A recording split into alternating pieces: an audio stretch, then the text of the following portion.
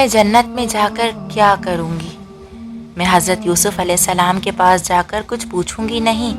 بلکہ ان سے کہوں گی کہ آپ کا قصہ مجھے دنیا میں بہت زیادہ پسند ہوا کرتا تھا اور میں ہمیشہ آپ سے ملاقات کا شوق رکھتی تھی، اور آپ کے نام سے نازل ہونے والی سورت مجھے بہت زیادہ محبوب ہوا کرتی تھی۔ اس سورت نے مجھے ہمیشہ دلاسا دیا جب جب میرے اپنوں نے مجھے تکالیف پہنچائیں۔ میں نے اس سورت کی وجہ سے کبھی یقین اور امید کا دامن نہیں چھوڑا، بلکہ آپ کو یاد کر کے ہمیشہ صبر کرتی رہی۔ میں مکہ مکرمہ کے شہزادے عمیر بن معصب رضی اللہ تعالیٰ عنہ سے ملوں گی اور پوچھوں گی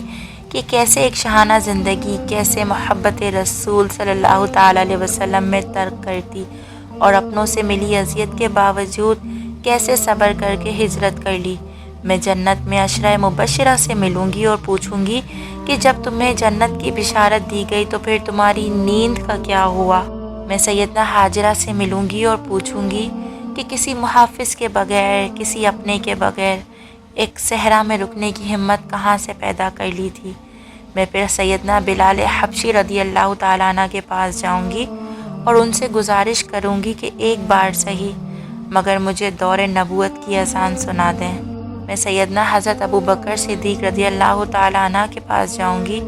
کہ اپنے گھر والوں کو خالی پیٹ چھوڑ کر، خالی ہاتھ چھوڑ کر کیسے اپنے تمام مال ہمیشہ اللہ کے حضور لے آیا کرتے تھے، اللہ پر اتنا یقین کیسے پختہ ہو گیا تھا۔ اور مزید میں ان سے پوچھوں گی کہ آپ صلی اللہ تعالیٰ علیہ وسلم کی وفات کے وقت کیسے اس قدر استقامت دکھا لی تھی، جبکہ آپ تو نرمی سے بھرپور شخصیت رکھتے تھے، آپ کے آنسو بہنے کو تیار رہتے تھے۔ میں سیدنا آسیہ زوجہ فرعون کے پاس جاؤں گی اور پوچھوں گی کہ اپنے پیٹ پر پورا پتھر اٹھانے کی برداشت کہاں سے لی تھی۔ میں سیدنا عثمان غنی رضی اللہ تعالیٰ عنہ کے پاس جاؤں گی اور پوچھوں گی کہ آپ ایک ہی رکعت میں پورا قرآن کیسے پڑھ لیا کرتے تھے۔ میں پھر دوڑوں گی حضرت یونس علیہ السلام کی طرف اور ان سے پوچھوں گی کہ آپ نے مچھلی کے پیٹ میں اتنا عرصہ کیسے گزار لیا۔ میں حضرت علی رضی اللہ تعالیٰ عنہ کے پاس جاؤں گی اور پوچھوں گی کہ اپنے لڑکپن میں رسول اللہ صلی اللہ تعالیٰ علیہ وسلم کی ہجرت کے وقت ان کے بستر میں بغیر کسی ڈر اور خوف کے سو جانے کی ہمت کہاں سے لی تھی۔ پھر میں اپنے پیارے حبیب حضرت محمد مصطفیٰ صلی اللہ تعالیٰ علیہ وسلم کے پاس جا کر ان کی مجلس میں بیٹھوں گی،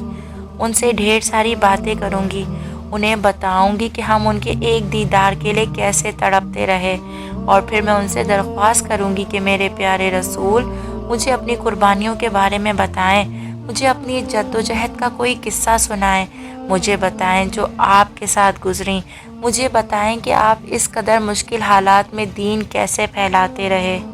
پھر میں اپنے رب کے پاس جاؤں گی، میرا وہ رب جس نے مجھے سب دیا، میرا ہمیشہ خیال رکھا،